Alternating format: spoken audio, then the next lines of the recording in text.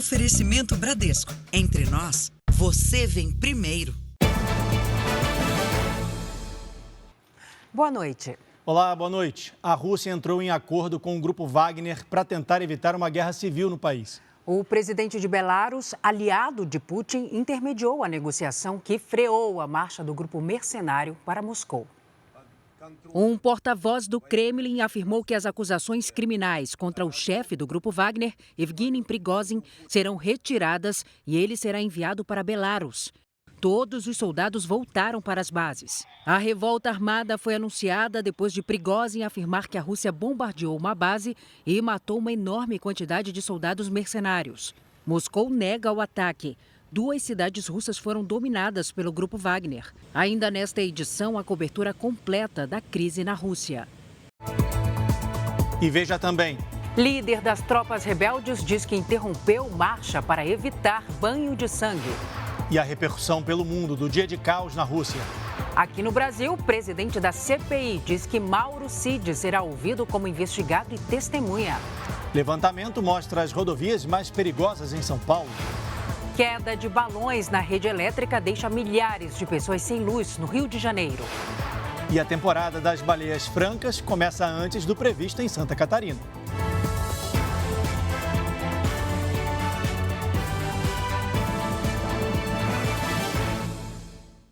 Oferecimento: Bradesco. Nunca execute arquivos enviados por e-mail ou mensagem.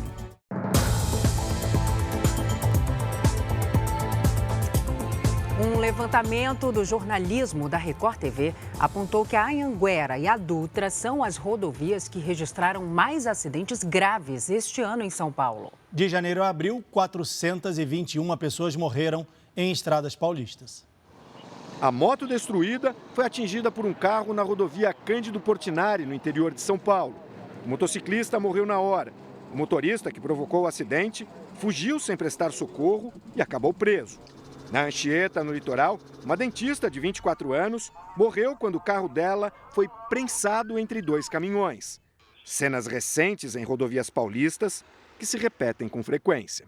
Este carro se envolveu em um acidente que deixou uma pessoa morta e 5 feridas, entre elas uma criança. Os passageiros consideram a estrada perigosa, mas segundo eles, o problema foi a negligência do motorista do outro veículo. Jennifer estava no banco da frente, quando viu o carro avançando na direção do veículo da família. O cara estava vindo em zigue-zague e aí eu só lembro do farol vindo bem no nosso vidro já e sentindo o impacto. Ela, a irmã, o sobrinho e a mãe que dirigia ficaram feridos. O motorista do outro carro morreu. A mulher que estava no banco do carona está internada há uma semana. Teve informações que ela estava grávida de 3 meses. Ela foi socorrida, está em estado grave ainda. O acidente aconteceu na rodovia Índio-Tibiriçá, na altura de Ribeirão Pires, região metropolitana de São Paulo. De janeiro a abril deste ano, 4 ocorrências deixaram vítimas nos 37 quilômetros de estrada que ligam São Bernardo do Campo a Suzano. Só nos primeiros 4 meses deste ano, 437 acidentes com mortos ou feridos graves foram registrados em rodovias no estado de São Paulo. Em mais de 95% dos casos, houve mortes. O maior número foi na Anhanguera. No trecho da Dutra, que corta São Paulo, foram 24 acidentes graves no período. Para o vice-presidente do Instituto Brasileiro de Direito de Trânsito, os 3 principais fatores de risco nas estradas são a falta de manutenção e sinalização das pistas, projetos muito antigos e negligência dos motoristas. Que deixa de fazer as revisões periódicas, arrisca uma viagem desnecessária de passeio com pneu desgastado, iluminação do carro falha, carro antigo, sistema de freios e pastilhas sem troca há muito tempo. Jéssica estava ao lado do filho de 4 anos no acidente de Ribeirão Pires. O menino estava na cadeirinha. Com a pancada, o equipamento quebrou, mas amenizou o impacto. As outras pessoas no carro usavam o cinto. Todas ficaram feridas, mas nenhuma em estado grave. Igual minha mãe sempre fala, você dirige por você e pelos outros, né? Mas a gente agradece por estar vivo e não ter sido nada pior. A partir de julho, o exame toxicológico volta a ser obrigatório para motoristas profissionais. A medida promete reduzir acidentes e aumentar a segurança nas estradas. A obrigatoriedade do exame toxicológico vale para motoristas de ônibus e caminhoneiros como o Claudinei, que transporta carvão para várias regiões do país. Eu acho importante, porque você está listo no trânsito, não provoca acidente, né? Só em Mato Grosso do Sul são mais de 55 mil profissionais cadastrados para o transporte de cargas. Nesta transportadora trabalham cerca de 100 motoristas. Aqui o exame nunca deixou de ser exigido. O exame toxicológico é muito importante para que todos os condutores, quando vão aí para a rodovia, estejam em condições de dirigir seus veículos, porque são veículos de grande porte e que necessitam os seus condutores estar constantemente ativos, né? A exigência do exame toxicológico havia sido suspensa em dezembro do ano passado, mas enquanto esteve em vigor, ajudou a reduzir o número de mortes nas estradas brasileiras. Agora é lei. Motoristas com habilitação nas categorias C, D ou E precisam fazer o exame toxicológico a cada 2 anos e meio. Em caso de descumprimento, além de pagar multa de quase R$ 1.500, o motorista tem a carteira de habilitação suspensa por 3 meses, prazo que pode ser estendido para 1 ano, se houver reincidência.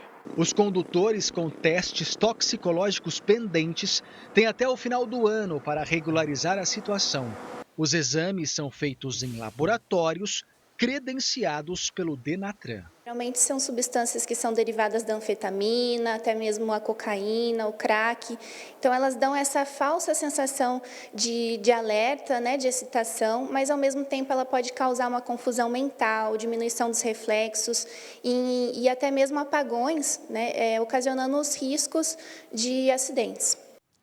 Um motorista de aplicativo teve os 2 celulares roubados em mais um ataque de criminosos na Grande São Paulo. A vítima ainda foi agredida e os assaltantes fugiram com o dinheiro das viagens. 4 assaltantes em 2 motos avançam contra um motorista de aplicativo sozinho no carro. O flagrante aconteceu em Cotia. Eles foram muito rudes comigo, me agrediram, queria passar celular, senha, tudo. Foi nesse momento que eu não tinha reação, arma apontada na cara. Muito forte. Os criminosos levaram os 2 celulares da vítima e o dinheiro que ele tinha recebido no dia, cerca de R$ 400. Indignado, o motorista tentou seguir os assaltantes, mas os perdeu de vista. É a 3ª vez que o motorista é vítima de assaltantes desde que começou no aplicativo há 7 anos.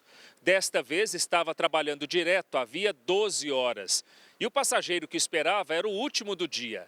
Ele se arrepende de ter reagido e diz que só correu atrás por estar cansado de tanto prejuízo.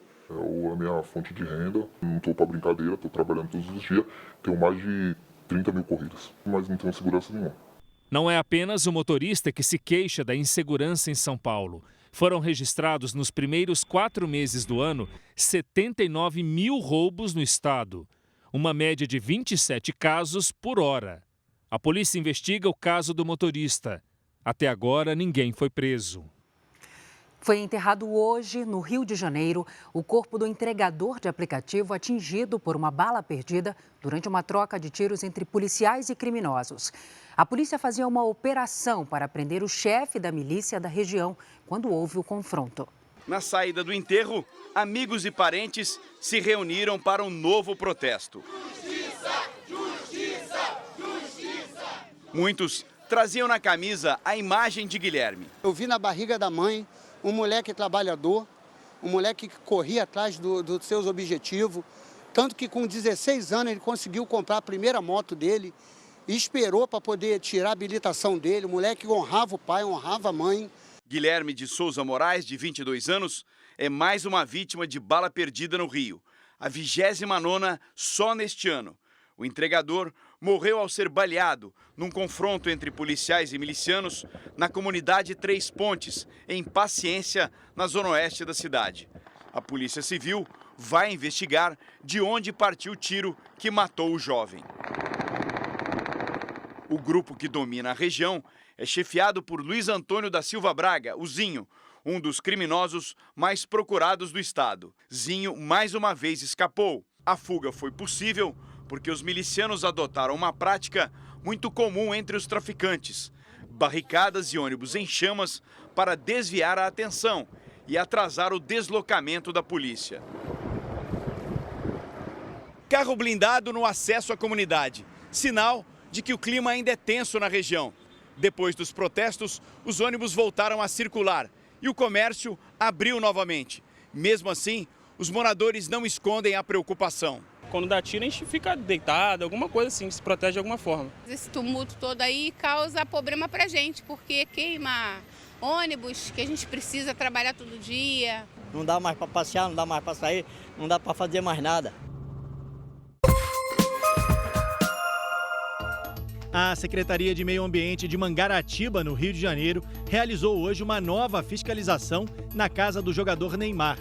Os fiscais detectaram novas infrações ambientais e o descumprimento do embargo da obra de um lago artificial. O atacante foi multado novamente. Policiais civis encontraram um depósito de armas, munição e drogas em São Vicente, no litoral de São Paulo. Em um dos cômodos foram apreendidos um fuzil, 3 granadas e 260 tijolos de cocaína. Um homem foi preso.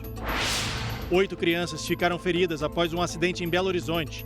Parte das vítimas precisou ser socorrida de helicóptero por causa da gravidade dos ferimentos. O teste do bafômetro acusou que o motorista que atingiu o veículo com as crianças estava bêbado. Ele foi levado para a delegacia. O carro com as crianças levava mais passageiros do que o permitido. E depois de uma semana, cerca de 2.000 pessoas em todo o Rio Grande do Sul ainda estão fora de casa por causa do ciclone extratropical que atingiu o estado. Os prejuízos, sabe, Salso, também estão na lavoura. Teve agricultor que perdeu toda a produção. Mais de uma semana depois da passagem do ciclone, essa é a paisagem em Maquiné, no litoral norte gaúcho. Cara, nem a gente sabe dizer o que aconteceu. A água veio muito rápido, coisa assim de minutos. Eu nunca vi, em 2007 deu, mas não foi tão grande como deu agora. O Luiz Miguel é agricultor e precisou romper o contrato com uma grande rede de hamburguerias. Ele abastecia todo o país com alface americana. A agricultura é responsável por praticamente toda a arrecadação do município, que tem 7.500 habitantes. Maquiné foi a primeira cidade do estado a ter a situação de emergência homologada e reconhecida pelo governo federal. As perdas estimadas aqui no município são superiores a 52 milhões de reais. Os prejuízos no Rio Grande do Sul chegam a quase 150 milhões de reais. Recuperar a curto prazo é impossível, porque ele tem um ciclo de plantio, de colheita. Então, a recuperação da lavoura, do produto, só com novo plantio, nova safra agora. Cerca de 2.000 pessoas ainda estão fora de casa em todo o estado. As fortes chuvas e ventos provocaram danos em 37 cidades gaúchas. Trator, canteirar, plantar de novo e tem que recomeçar. Não adianta. Não tem outro jeito. O presidente Lula já está em Brasília depois de passar a semana na Europa. A Nathalie Machado tem as informações para a gente ao vivo. Boa noite, Nathalie. Olá, Leandro. Boa noite, Salsi. Boa noite a todos. O presidente Lula chegou a Brasília, na base aérea de Brasília, no final da tarde. Agora está descansando no Palácio da Alvorada, que é a residência oficial. Por enquanto, não tem agenda prevista para este domingo, mas na segunda-feira o presidente Lula vai receber o presidente da Argentina, Alberto Fernandes, em uma visita de Estado. Fernandes será recebido com honras militares. Esse será o 5º encontro entre os dois em menos de 6 meses de governo, o 6º desde as eleições brasileiras em outubro do ano passado. O encontro é continuidade da agenda diplomática entre os dois países. A Argentina, que é a maior parceira comercial do Brasil na América do Sul, enfrenta uma crise grave na economia e Lula tem buscado iniciativas para ajudar o país vizinho. Depois de ser recebido pelo presidente Lula, Alberto Fernandes vai ter agenda no Palácio do Itamaraty, no Congresso Nacional e também no Supremo Tribunal Federal. Salsi, Leandro. Obrigado, Nathalie. No último dia da viagem à Europa, o presidente Lula não quis falar sobre a guerra na Ucrânia. Em Paris, o presidente pediu o apoio de parlamentares da França para destravar o acordo entre a União Europeia e o Mercosul. Foram 2 dias de muitos compromissos e nenhum espaço vago nas agendas em Paris. E por isso, a volta de Lula ao Brasil, que estava prevista para sexta-feira, foi adiada para sábado.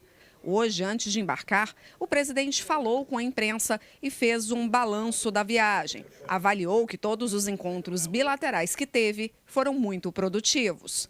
Questionado se havia cancelado o jantar com o príncipe herdeiro da Arábia Saudita com medo da repercussão negativa, se limitou a dizer que ele estava sem condições de cumprir aquele compromisso devido à agenda exaustiva, mas vai pedir ao Itamaraty para colocar o saudita em contato com empresários brasileiros para discutirem parcerias e investimentos. Lula quer fechar um acordo entre Mercosul e União Europeia, mas afirmou que a carta de exigências do bloco europeu, que prevê punições em caso de descumprimento às regras ambientais, deve ser respondida até o fim do ano. O presidente vem conversando com os parlamentares franceses de esquerda para que eles ajudem na aprovação do acordo no Congresso. Nós precisamos fazer o acordo com a União Europeia. E a União Europeia precisa fazer o acordo com o Mercosul, com a América do Sul e com a América Latina.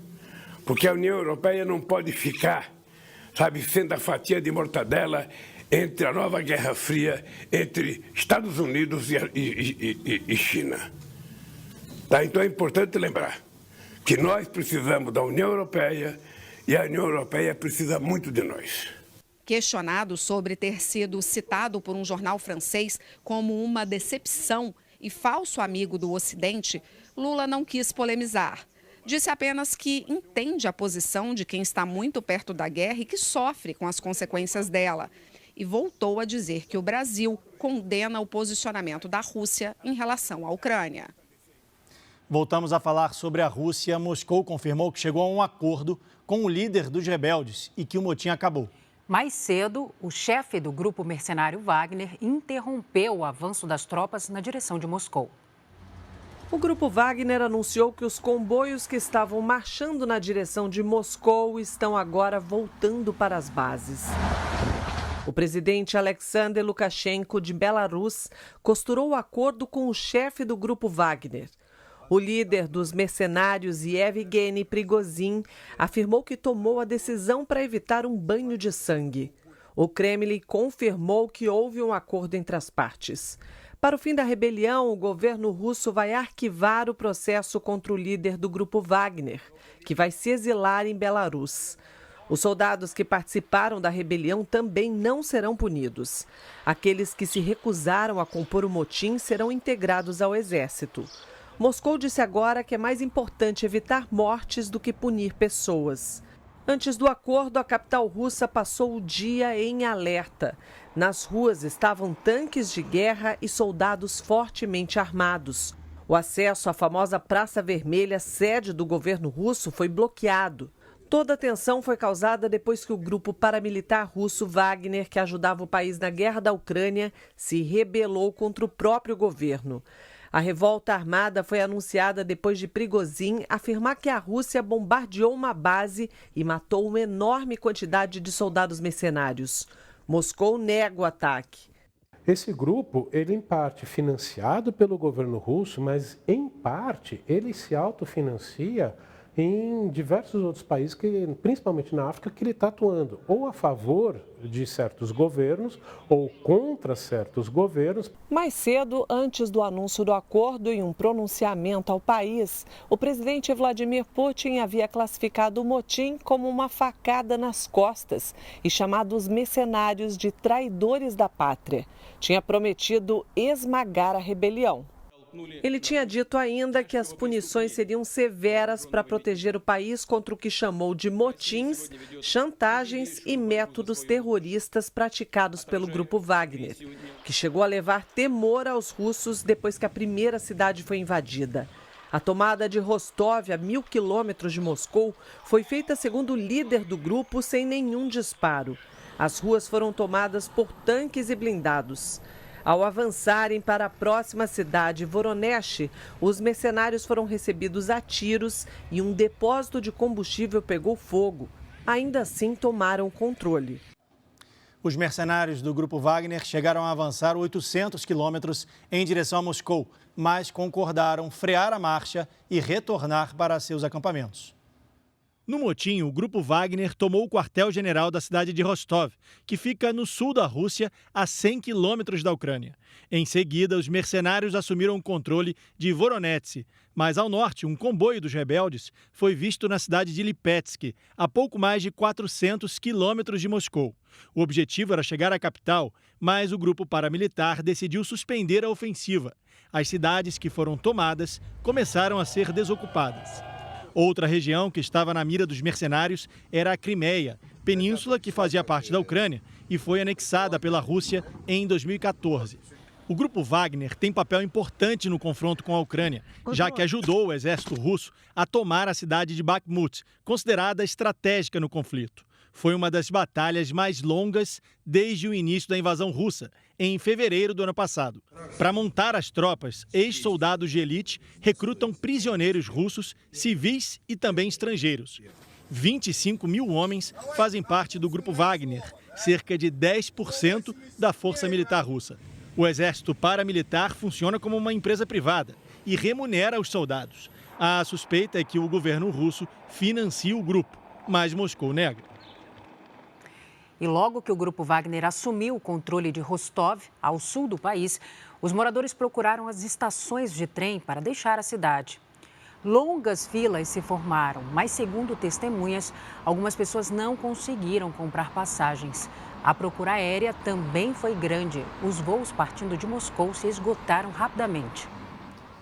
Estradas e rodovias que ligam cidades do sul da Rússia a Moscou foram bloqueadas. Os acessos seriam usados pelos mercenários para chegar à capital. Nas imagens, é possível ver um grande número de veículos parados. Outras rodovias também tiveram bloqueios improvisados. Caminhões foram tombados na altura da cidade de Voronezh. Na região de Lipetsk, uma escavadeira destruiu o asfalto. Ainda nesta edição, a repercussão pelo mundo da crise na Rússia. Faltam menos de 24 horas para o Brasil conhecer o vencedor da 5ª edição do Canta Comigo. E o caminho até aqui não foi fácil para os competidores. Pois é, amanhã é a grande final e o campeão dessa temporada será escolhido pelo público. Ele vai levar para casa o prêmio de R$300 mil. Pop, sertanejo, música popular brasileira e o bom e clássico rock. Já teve de tudo nesta 5ª edição do Canta Comigo. E agora chegou o dia mais esperado. Saber quem é o melhor entre tantos talentos. E vai ser difícil controlar a emoção.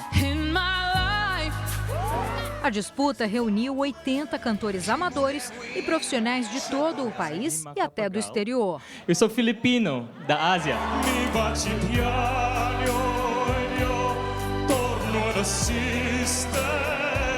Foram 11 episódios, quase 20 horas de shows. Os jurados acompanharam tudo de perto. São 100 profissionais da música com anos de experiência, como Bruno Sutter, que já cantou em todos os estados do Brasil e até fora do país. São pessoas que se dedicam durante muitos anos, ou então estão vivendo um sonho que jamais imaginariam que iam estar no programa de televisão. Então, a gente mexer com sonhos de pessoas é difícil. E agora restaram 15 participantes. Os melhores da edição que vão tentar de tudo para conseguir as notas mais altas e chegar ao top 3 do programa. Os 3 melhores vão para a grande final. O vencedor será escolhido pelo público, que vai poder votar pelo r7.com e vai levar para casa um prêmio de R$300 mil em dinheiro. A música marca a nossa vida, né? Então, eles cantam músicas atuais, cantam músicas antigas e em algum momento aquela música toca o nosso coração. Então, é aquele programa que todo mundo pode sentar junto para assistir. Então, anote aí. A final da 5ª edição do Canta Comigo é amanhã, logo depois da Hora do Faro. Os cantores que vão cantar na final realmente são os melhores e eu espero, né, que vençam o melhor.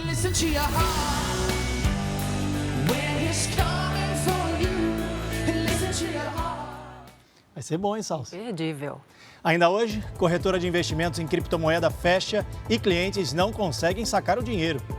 Quedas de balões na rede elétrica deixaram mais de 5.000 clientes sem luz no Rio de Janeiro este ano.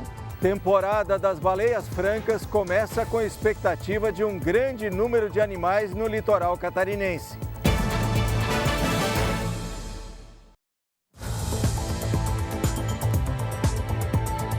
Com quase 300 mil pessoas em situação de rua no país, os albergues são a principal proteção para as noites geladas do inverno. A estação mais fria do ano começou oficialmente nesta semana e fez disparar a procura pelos abrigos. Nas noites geladas da capital gaúcha, quem vive em situação de rua sofre ainda mais. É difícil, é sofrimento. Segundo o levantamento da Fundação de Assistência Social e Cidadania, cerca de 2.500 pessoas vivem nas ruas de Porto Alegre. Na chuva, a dona Elizabeth, de 70 anos, espera uma vaga. É mais seguro aí dentro, né, que na rua. Para o período de inverno, a rede de acolhimento a pessoas em situação de rua foi ampliada em Porto Alegre. São mais de 1.000 vagas em abrigos, albergues e pousadas. Nesses locais, as pessoas podem tomar um banho, fazer uma refeição e também dormir numa cama quente, longe do ar gelado lá de fora. Uma segunda fase da operação está programada para dias em que a temperatura estiver abaixo dos 5 graus. Nessas ocasiões, esse ginásio será preparado e aberto para atender quem precisar. Em Florianópolis, uma pessoa morreu de frio na semana passada.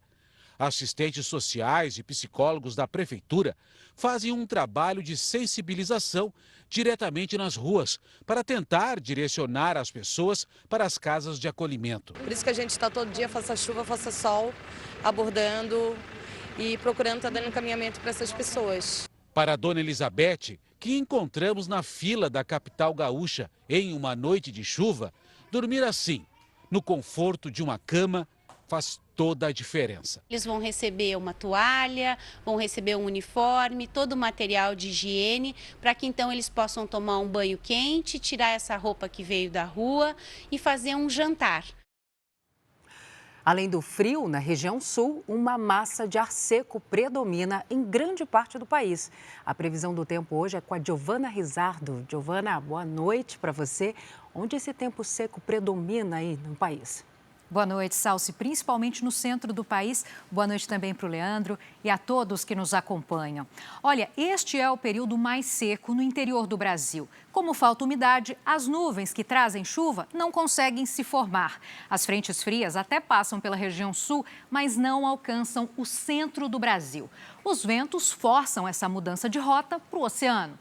Com o tempo firme em grande parte do país, a umidade do ar fica bem longe do ideal para a gente respirar e aumenta também o risco de queimadas. Chuva fraca só no litoral do Nordeste e no extremo norte do país.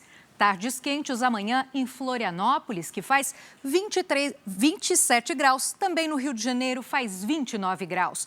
Em Campo Grande, em Fortaleza, 31. Em Salvador, 29. Em Manaus, máxima de 32. E em Rio Branco, 33 graus. Na capital paulista, pouca coisa muda. Até o meio da semana, a umidade do ar continua baixa. Previsão de 27 graus no domingo e na segunda-feira. Tempo delivery para o Herculano, da cidade de Conceição dos Ouros, em Minas Gerais, Gil. Boa noite, Herculano. Os dias começam com friozinho e nada de chuva até a terça-feira. Tardes entre 23 e 24 graus. Tem mais um tempo delivery aqui, a Maria, da cidade de Senador Alexandre Costa, no Maranhão. Como é que fica? Oi, Maria. Até a terça-feira, tempo bem abafado por aí, o sol aparece entre nuvens. A temperatura sobe bastante e fica entre 34 e, olha, 35 graus. Você também pode participar da previsão do tempo aqui no Jornal da Record. Faça o seu pedido pelas redes sociais com a hashtag você no JR. Salsi, Leandro, bom domingo. Giovana, bom domingo também para você. Obrigado, Gil. Veja agora os destaques do Domingo Espetacular. Veja na grande reportagem. Roberto Cabrini encontra o homem que garante ser filho do apresentador Gugu Liberato. Não teria sido mais simples, mais objetivo da sua parte, ter procurado o próprio Gugu enquanto ele ainda estava vivo? Me arrependo de não ter feito isso em vida dele. Hoje eu me arrependo. e as polêmicas que envolvem a disputa pela herança de um dos maiores apresentadores do Brasil. O fim trágico da expedição em busca dos destroços do Titanic. Nossos repórteres no Brasil e nos Estados Unidos mostram os perigos de viagens em águas profundas. Vamos entrar, então, no submarino. Porque mais de um século depois, a tragédia com o Titanic chama tanta atenção.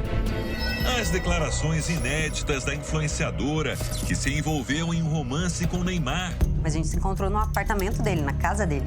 Como a traição assumida pode prejudicar a carreira do craque. Essa mãe foi condenada e presa pelo assassinato dos próprios filhos. Agora, 20 anos depois, ela está livre.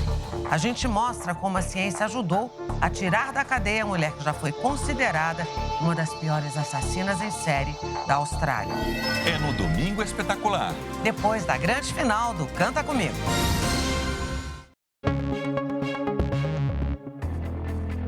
Um carro em alta velocidade invadiu uma loja na Flórida, nos Estados Unidos, e atropelou um pedestre. A vítima estava para entrar no comércio quando foi atingida. Ela acabou prensada entre o veículo e uma estrutura de metal. O motorista e o pedestre foram internados e não correm risco de morrer.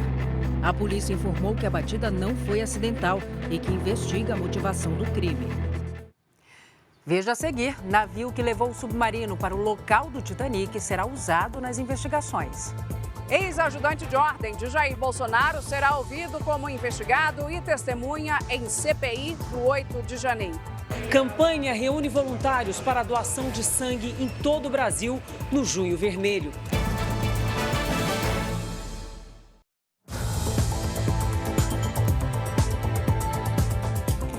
Uma corretora que oferecia investimentos em criptomoedas sumiu depois que os clientes tentaram sacar os valores prometidos. Muitos investidores chegaram até a empresa por indicação de amigos e viram no negócio uma oportunidade para melhorar o rendimento. A promessa de lucro diário atraiu André Luiz. Depois de procurar uma suposta corretora de criptomoedas, ele investiu o equivalente a R$7 mil. O depósito foi feito em dólar. André ficou tão empolgado que ainda indicou o serviço para alguns amigos. Tínhamos um aplicativo que nós negociávamos e em torno desse aplicativo a gente via a bolsa subir ou descer e assim o nosso dinheiro ir rendendo dia após dia. André participava de um grupo com outros investidores da suposta corretora. No último dia 15, o homem que se apresentava como diretor do negócio exigiu dos clientes um aporte adicional de 10% do valor investido, com a promessa de liberação dos recursos. Mas nada foi devolvido após os depósitos. O dinheiro retornou para a plataforma. Quando retornou para a plataforma, eu já entendi que alguma coisa tinha de errado. Eles falavam que a equipe de fundo estava resolvendo para ver o que poderia ser feito para poder fazer o saque desse dinheiro. As vítimas estão espalhadas por todo o país. André registrou um boletim de ocorrência depois que o diretor da corretora sumiu. As fraudes com moedas digitais usam as chamadas pirâmides financeiras para prometer lucros altos em pouco tempo. Para alimentar o esquema, os estelionatários oferecem ganhos para quem indica novos investidores. E no começo, até fazem alguns depósitos para ganhar a confiança. Mas assim como no caso do André, depois de levantarem o dinheiro, os criminosos somem. Este delegado acredita que a lei das criptomoedas pode dar mais segurança aos investidores. O Banco Central ele vai apontar como é que as operações com valores virtuais eles vão poder operar no nosso país. Então, certamente haverá um credenciamento de instituições, certamente haverá uma acreditação dos corretores desse mercado, as pessoas que estarão aptas a operar nesse mercado. Ele ainda orienta quem pretende investir. Procure alguém que seja credenciado pelo mercado, uma instituição que seja regulamentada e inscrita no Banco Central e tenha muito cuidado com o seu dinheiro. O site da empresa, assim como o aplicativo, estão fora do ar. Nossa produção também não conseguiu falar por telefone com a corretora. Só nos 5 primeiros meses deste ano, mais de 5 mil famílias do Rio de Janeiro ficaram sem luz por causa da queda de balões na rede elétrica. Solitário no céu, o balão carrega uma ameaça de danos incalculáveis. O que nós temos no céu é um lança-chamas sem controle. Nós temos no estado refinarias, temos uma grande área florestal e um balão. Ao cair nessas áreas, nós temos um potencial risco de explosão ou de incêndio. Foi na queda de um balão que o fogo destruiu no mês passado grande parte da mata do Morro do Juramento, na zona norte do Rio. Nesse outro flagrante, técnicos retiraram um balão preso à torre de rede elétrica a 25 metros de altura. Se tivesse atingido os fios, 50 mil casas ficariam sem luz na Baixada Fluminense.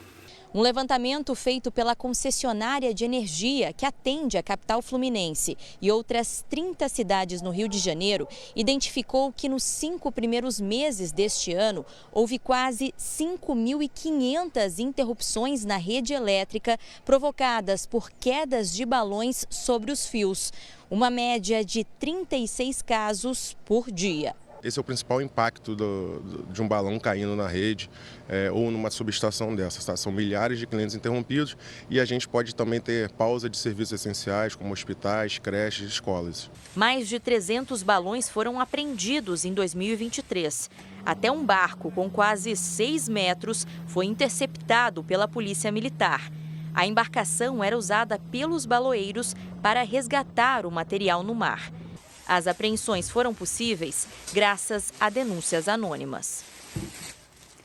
Agora a gente fala de um projeto da Sociedade Brasileira de Cirurgia Plástica e do Tribunal de Justiça de Goiás, que oferece cirurgias no SUS para as vítimas de violência doméstica. O projeto, pioneiro no judiciário do país, tenta reduzir as cicatrizes causadas pelas agressões. O sorriso largo da Dayana é de quem sabe que a vida vai mudar ainda mais. Ela foi uma das mulheres selecionadas para fazer cirurgia plástica pelo projeto do Tribunal de Justiça de Goiás e da Fundação de Ações Humanitárias da Sociedade Brasileira de Cirurgia Plástica. Hoje eu já faço maquiagem, né? Eu já saio na rua, já converso com as pessoas. Dayana teve parte do nariz arrancada pelo ex-companheiro em 2016. Para fugir da agressão, ela pulou do 2º andar. A cirurgia do nariz foi feita no projeto do ano passado. Agora ela vai fazer a da perna. Foi um trauma muito grande, né? Hoje eu vivo uma nova vida. O programa chamado Recomeçar oferece a oportunidade para mulheres vítimas de violência doméstica que carregam marcas e sequelas pelo corpo. Ele foi criado aqui no estado de Goiás e está se espalhando por todo o país. Distrito Federal, Maranhão e Mato Grosso do Sul já assinaram os termos para iniciar os atendimentos. E outros estados, como Tocantins, Sergipe, Minas Gerais e São Paulo, também demonstraram interesse e devem começar em breve. As cirurgias aqui em Goiás vão ser feitas em hospitais públicos como Santa Casa, Hospital Geral de Goiás e das clínicas. Os médicos são todos voluntários. Luciano Chaves é o idealizador do projeto. São consultas que sensibilizam o médico, as pacientes com muita comoção. A escolha das mulheres é feita pela Vara de Violência Doméstica do Tribunal de Justiça do Estado. O tribunal toma conhecimento a partir dos inquéritos que chegam, das ações judiciais, entra em contato com essas mulheres e as que manifestam alguma intenção, isso é comunicado à Coordenadoria da Violência Doméstica do Poder Judiciário. A Coordenadoria entra em contato com elas por meio de psicólogas. Larissa também foi escolhida. Ela foi agredida em 2020 com pedradas pelo primo do ex-marido. Quase morreu. Ficou internada na UTI e hoje carrega no rosto as marcas da violência. Não vê a hora de poder se olhar no espelho como antes. Eu acho que eu vou poder acordar todo dia e ter ânimo, né? De olhar no espelho, de até mesmo se arrumar para poder sair, né? Vamos mudar um pouco de assunto. Olha, dados da Comissão de Direitos Humanos apontam que a cada 2 horas, um idoso desaparece no Brasil. Preocupante, né? Em Mateus Leme, no interior de Minas Gerais, uma família procura por uma idosa de 73 anos que desapareceu depois de sair de uma lanchonete. Já são mais de 16 dias de angústia sem notícias da mãe. Horrível, a gente não consegue fazer nada. Eu mesmo com cozinha não estou conseguindo trabalhar. Maria Borges de Souza, de 73 anos, desapareceu depois de ir ao supermercado para fazer compras para o filho. Depois que saiu do supermercado, Dona Maria entregou as compras ao filho, voltou em casa e veio até esta lanchonete que fica a 2 quarteirões da casa dela. Ela ficou aqui por 5 minutos e depois não foi mais vista. A câmera da lanchonete registrou o momento em que a idosa deixa o local com as sacolas de compras. Outra imagem flagrou quando a idosa caminha por uma rua de terra. Talvez estava sem o medicamento, né? Porque a dona da lanchonete falou que ela comprou muita bala. E a mãe não pode com doce, sabe? Um outro caso foi registrado em Goiás. Um idoso de 82 anos foi encontrado pela família depois de passar 8 dias desaparecido em uma região de mata no município de Vila Propício. José Ribeiro havia saído para caçar quando se perdeu. O Brasil tem hoje mais de 92 mil desaparecidos. 8% são idosos, o que corresponde a mais de 6.200 desaparecidos. Se o idoso não tiver algum familiar por perto, que ele possa se valer de algum vizinho ou de algum amigo mais próximo que possa acompanhá-lo e orientá-lo das questões que ele necessitar na vida dele. Um estudo da Universidade Federal de São Paulo mostrou que a Baía de Santos, no litoral paulista, é um dos locais mais contaminados por microplásticos do mundo. Só em um dos mexilhões analisados, os pesquisadores encontraram 300 partículas de plástico. Essa já foi uma das melhores praias para pescadores do litoral de São Paulo. O pescador daqui ele tem que ir mais longe para pegar o peixe, que aqui realmente é difícil pegar. A Praia do Góis fica em Guarujá, mas tem vista para toda a Baía de Santos. E foi um dos pontos escolhidos para uma pesquisa da Universidade Federal de São Paulo, para medir a quantidade de poluição no mar. Ítalo quebra o silêncio da praia para coletar ostras e mexilhões, também conhecidos como mariscos. Esses animais vivem presos a superfícies rígidas, como pedras e piers. Esses organismos se alimentam filtrando partículas nutritivas da água do mar.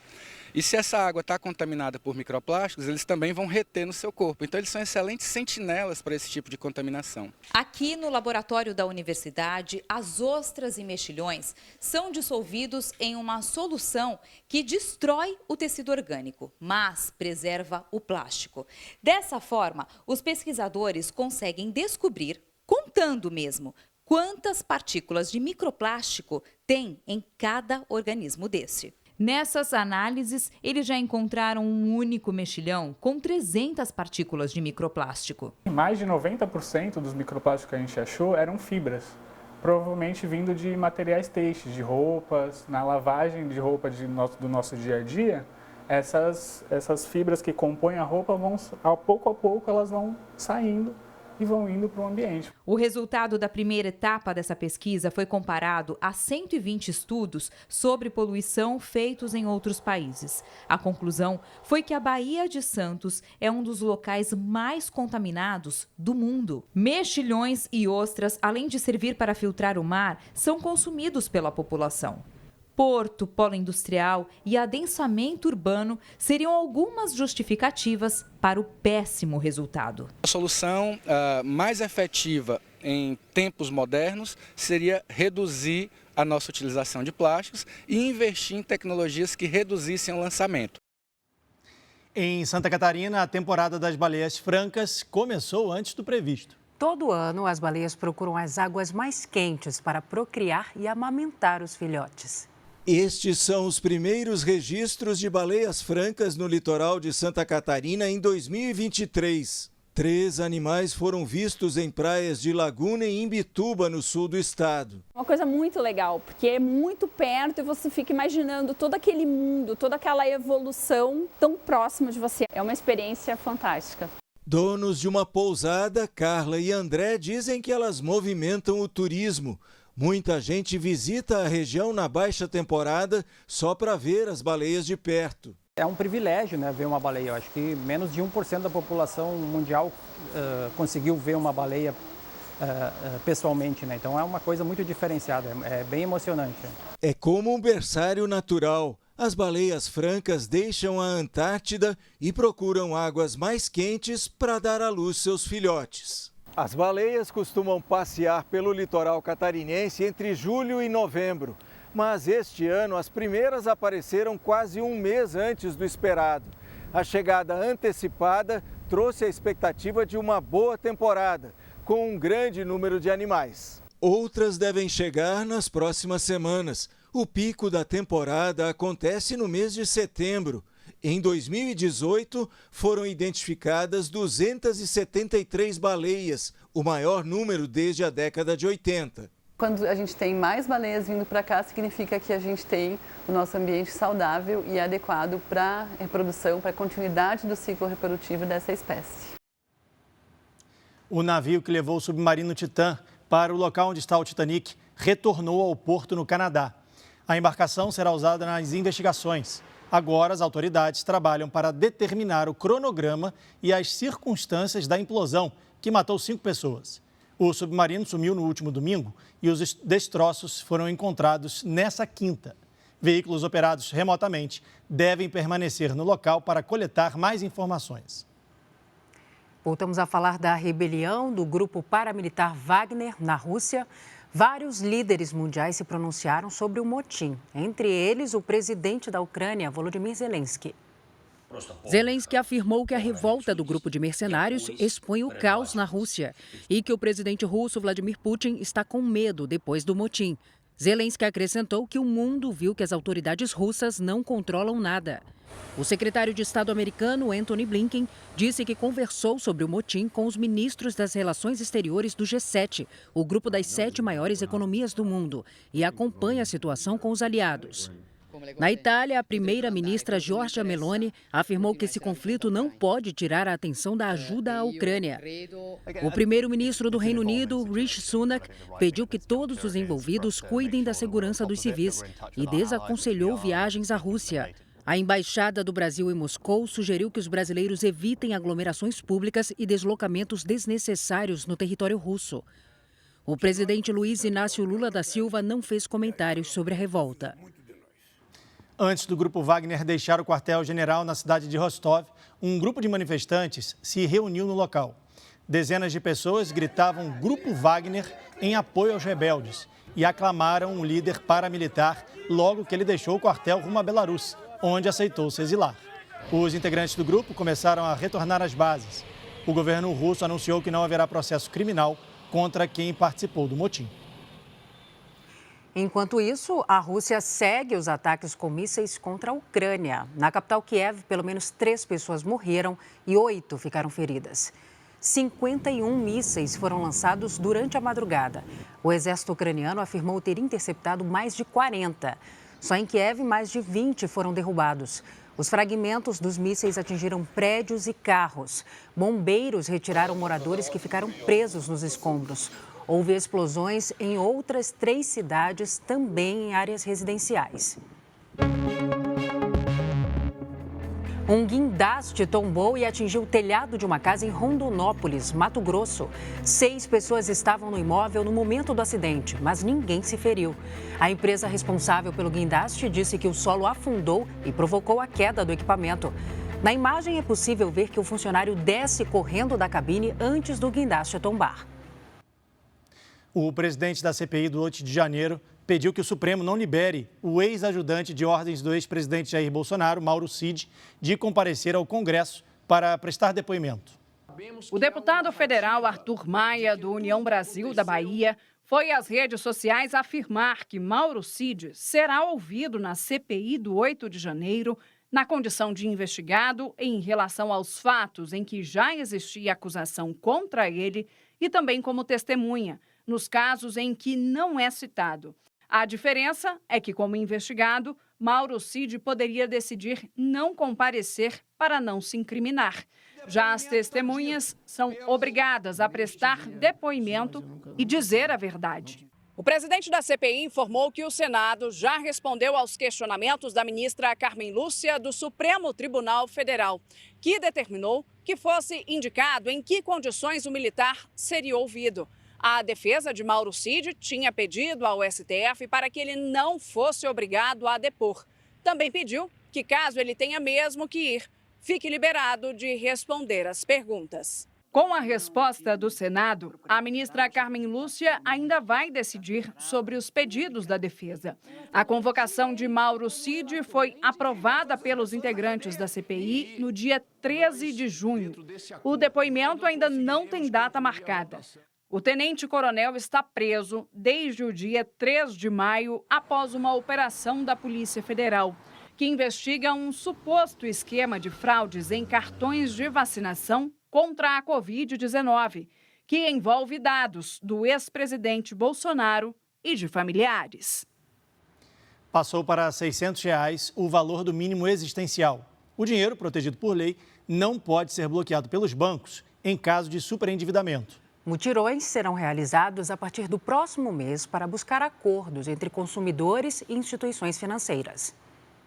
Foram 3 longos anos. A diarista Ana Cristina Rodrigues terminou de pagar recentemente o empréstimo que fez para construir uma casa simples em uma comunidade de Brasília. Com a pandemia e a falta de uma renda fixa, exceto os benefícios sociais, passou aperto em vários momentos. Os R$ 260 eram descontados diretamente dos R$ 400 que recebia do Bolsa Família. Eu deixava de comprar a mistura, né, para poder pagar o empréstimo que eu fiz, né, que eu não gosto, né. Minhas coisas tudo certo. Mesmo com todas as privações, Ana Cristina conseguiu não se endividar ainda mais. No entanto, nem sempre é assim.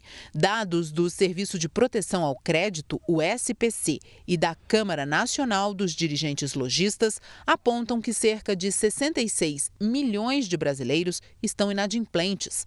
Muitos são considerados superendividados. O termo está definido, inclusive, em uma lei de 2021. Segundo o texto, o superendividamento é a impossibilidade do consumidor de boa-fé de pagar a totalidade das dívidas de consumo sem comprometer seu mínimo existencial. A lei também proíbe que a pessoa seja obrigada a gastar tudo o que recebe com o pagamento de dívidas.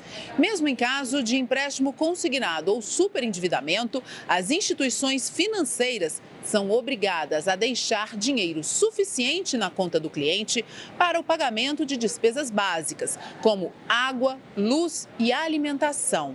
Esse valor mínimo passou para R$ 600 esta semana, quase o dobro do que vigorava. O decreto assinado pelo presidente Lula também determina que a Secretaria Nacional do Consumidor do Ministério da Justiça e Segurança Pública promova mutirões para a repactuação de dívidas para a prevenção e o tratamento do superendividamento. Vamos conclamar credores e devedores a sentarem numa mesa de negociação e negociarem essas dívidas. E concomitantemente, aqui no âmbito da Senacom, a nossa Escola Nacional do Consumidor já está organizando o curso de educação financeira, né, para que os cidadãos, né, saibam consumir melhor, não consumam a ponto de serem levados à ruína. É importante, né?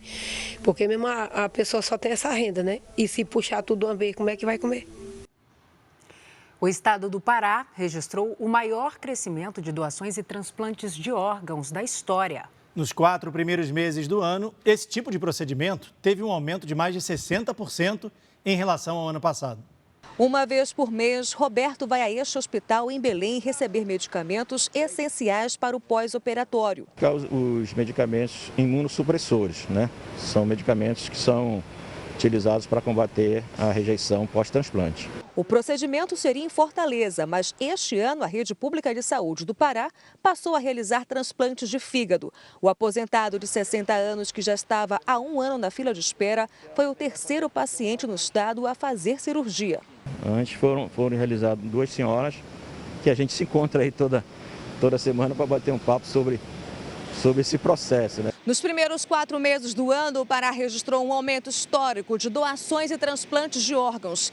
De janeiro a abril foram realizados 190 transplantes de fígado, rim e córneas, um aumento de 62% se compararmos com o mesmo período do ano passado. Um dos fatores realizados, né, pelo Governo do Estado e Secretaria da Saúde para esse aumento foi a capacitação de profissionais da saúde e a estruturação dos hospitais em relação ao diagnóstico de morte encefálica. O Brasil possui o maior sistema público de transplantes de órgãos do mundo. Nos últimos 2 anos, foram feitos 45.500 procedimentos, 90% deles pela rede pública.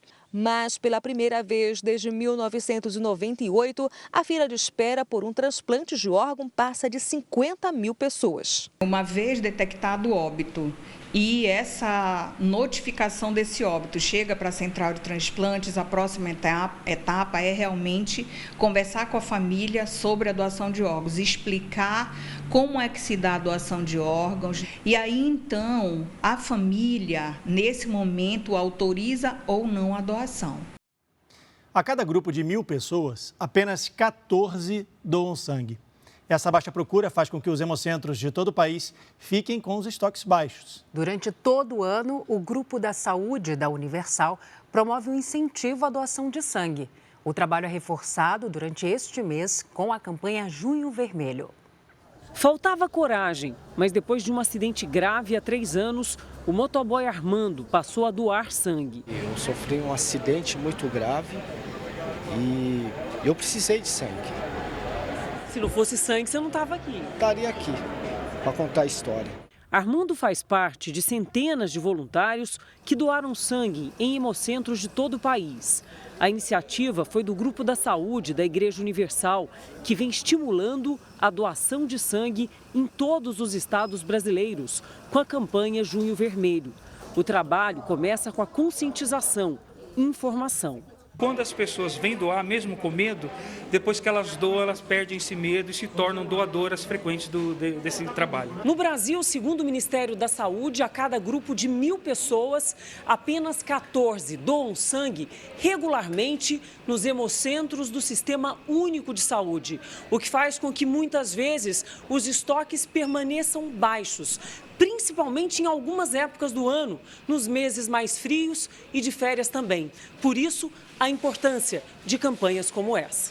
A gente está com um número bastante negativo nos nossos estoques. Então, uma vez que vem um grande grupo de pessoas, número de pessoas, acaba melhorando esse saldo aí de uma forma rápida. Só no ano passado, 10.000 voluntários do Grupo da Saúde participaram da ação, beneficiando cerca de 40.000 pessoas, já que uma doação pode ser usada por até 4 pacientes diferentes. Hoje, a ação aconteceu simultaneamente em São Paulo, Rio de Janeiro, em Formosa, cidade de Goiás, que fica no entorno de Brasília, e Curitiba. O incentivo à doação de sangue acontece durante todo o ano, mas é reforçado durante o Junho Vermelho.